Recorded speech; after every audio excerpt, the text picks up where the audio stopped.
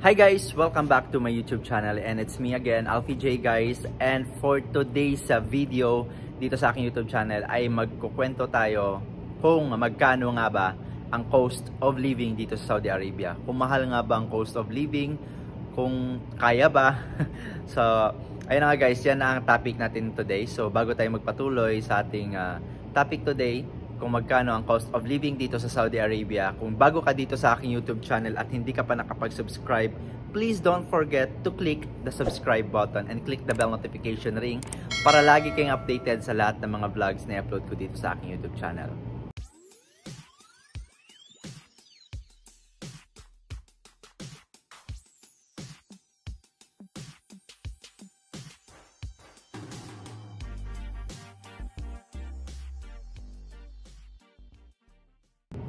So yun na nga guys, so back to our topic. So magkano nga ba ang cost of living dito sa Saudi Arabia as an OFW? So in my case guys, sa akin lang ha, ewan ko sa iba kasi nga depende to Depende to kung magastos ka, kung maluho ka, kung pumupunta ka kahit saan at kailangan mo kumain, 'di ba? May mga ganyang tao So hindi na maka-judge kasi nga yun talaga ang kanilang ugali. So ako is nasa bahay lang, trabaho, yun lang talaga ako. Minsan kung gusto kong gumala, lalo na pag nabuboring talaga, kailangan namin talaga yon.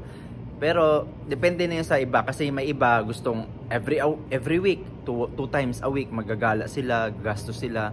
So how much kung magkano na talaga ang isang buwan nila, di ba? So sa akin guys, ito lang po yung based on my experience na cost of living dito sa Saudi Arabia. So unang-una, ano bang una? So unang-una, pinaka-importante is internet. So bakit ko nasabi ang internet ang pinaka-importante guys? Guys, nagtatrabaho tayo, pagod tayo, gusto natin ng libangan after ng work, 'di ba? So paano tayo magiging ma-relax, 'di ba? Kailangan natin mag-relax, manood ng mga TV, YouTube, manood ng mga palabas.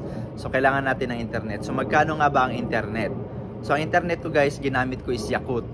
So ngayon gamit ko is 125 SAR. So real po 'yan. So i-convert natin mamaya sa into peso. So 125 SAR, good for 1 month na po yan. May 50 GB na po siya. Tapos unlimited apps na 7 apps lang po. So choosean lang po ang apps niya. So may Facebook, may Instagram, ano pa yun, Messenger, Snapchat, YouTube, Netflix, at saka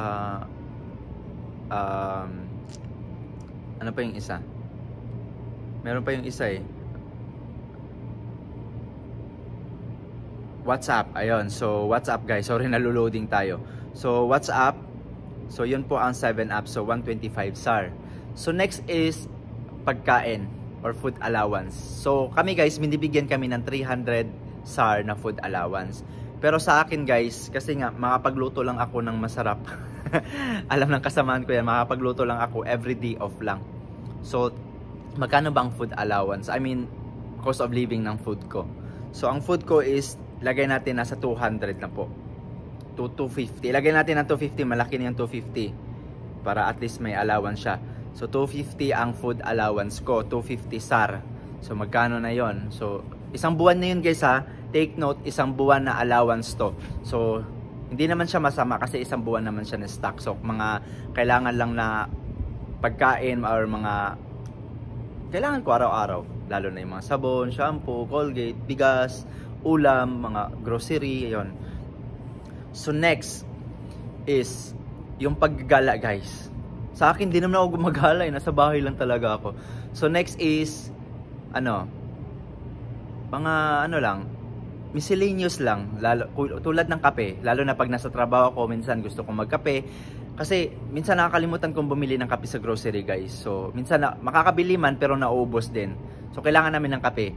Makaka-relate dyan ang mga OFW guys, lalo na mga coffee lover katulad ko. So kailangan namin ng kape.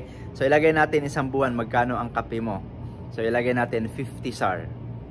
So ayun, so magkano na? So 125 plus 250 plus 50 SAR is 425 real. So magkano na to ang 425 real sa Pilipinas? So ang cost of living ko dito sa Saudi Arabia is 6,375 a month. So, di pa yun kasali kung gusto kong lumabas guys. Kasi nga maselan lang talaga ako lumabas guys. Lalo na ngayon na sobrang init, sobrang delikado. Pero okay naman dito Saudi guys. Hindi naman siya magano delikado. Basta mag-ingat lang kayo. Tapos, kasi ako galing ako ng Kuwait eh. Alam ko na talaga kung ano ang mga dito sa Middle East. So, kung maglalakad kayo, dapat may mga tao. Huwag kayo sa mga walang tao. Tsaka huwag kayong mag-short, yun lang. So ayun na nga guys, balik tayo sa ating cost of living. Ayun, so 1 month ko is 6,375 peso. Diba? Or sa real is 425 SAR. Ayun, so depende yan sa iba kung may mga tawag dito, may gustong bilhin, lalo na yung ibang maluho, yung ibang gustong gumala. Lalaki pa talaga yan guys. So ang masasuggest ko lang at saka yung masasabi ko lang dito sa mga taong ito, think wisely, spend wisely guys. Kasi nga every piso or every real dito sa Saudi Arabia, pinagpaguran po nating lahat yan. Wala tayong hindi pinagpaguran. Dugo, pawis, sakripisyo ang ating nilaan dyan para makuha natin ang real guys. So mas mainam na kung gagastos ka man lang doon na sa investment talaga guys, lalo na mga gold, 'di ba? So try natin mag-vlog next time guys sa gold. So puntahan natin yung gold store. May isa akong store na gustong puntahan talaga kasi gusto kong bumili ng gold doon inshallah. So yun na nga guys. So maraming salamat, sana po ay nakatulong and sana po ay nakakuha kayo ng ideas, lalo na sa mga gusto mag-abroad dito sa Saudi Arabia. Yun po ang cost of living ko. Sa akin po yun. Pero sa iba, ewan ko, siguro mas malaki pa, lalo na sa mga malakas gumala, malakas sa mga maluluho, yung mga ganon. Deserve naman guys. Pero, again, sinasabi ko, think wisely and spend wisely guys. Para naman po sa inyo yan. Para sa atin yan, para sa pag-uwi natin, wala tayong hindi masasayang. I mean, wala tayong masasayang guys.